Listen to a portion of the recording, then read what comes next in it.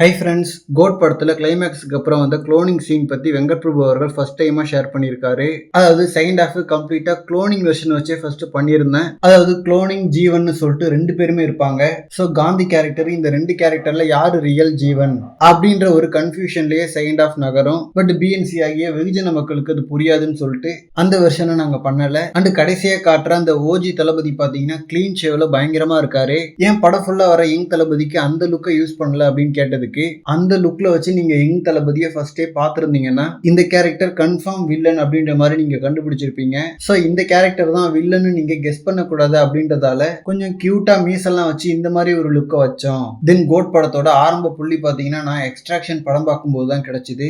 அதாவது அதுல ஒரு பையனை போய் சேவ் பண்ணிட்டு வர மாதிரி இருக்கும். ஸோ சப்போஸ் அந்த பையன் தன்னோட பையனா இருந்தா எப்படி இருக்கும் அப்படின்ற ஒரு ஐடியாவில தான் கோட் படத்தோட கதையே ஸ்டார்ட் ஆச்சு. அண்ட் நாங்க படத்தை எடிட் பண்ணி பார்க்கும்போதே ஸ்பார்க்ஸ் அங்க எடுத்துடலாமா அப்படின்ற மாதிரி யோசிச்சோம். ஏன்னா அந்த இடத்துல படம் கொஞ்சம் டிப் ஆகுது அப்படின்ற மாதிரி எங்களுக்கும் தெரிஞ்சுது. பட் அந்த இடத்துல டிப் ஆனாதான் அதுக்கப்புறம் வர கிளைமேக்ஸ் போர்ஷனுக்கு ஒரு மிகப்பெரிய எலிவேஷன் கிடைக்கும் அப்படின்ற மாதிரி பிளான் பண்ணி வச்சதுதான் அந்த டிப் மூமெண்ட்.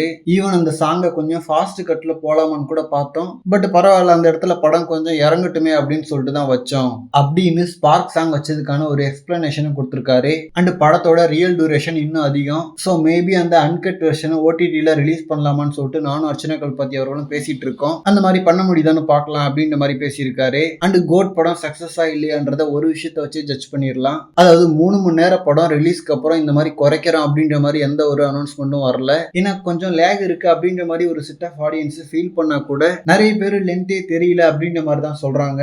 ஸோ ரிலீஸ்க்கு அப்புறமும் 3 மணி நேரம் டியூரேஷன் அப்படியே இருக்குன்றதே ஒரு மிகப்பெரிய வெற்றியை தான் குறிக்குது. ஓகே ஃப்ரெண்ட்ஸ், இந்த மாதிரி தளபதி பார்த்தீங்கன்னா ஹாட்டான அப்டேட்ஸ்க்கு நம்ம விஜய் ஃபோர்ட் சேனலை சப்ஸ்கிரைப் பண்ணுங்க. தேங்க்யூ.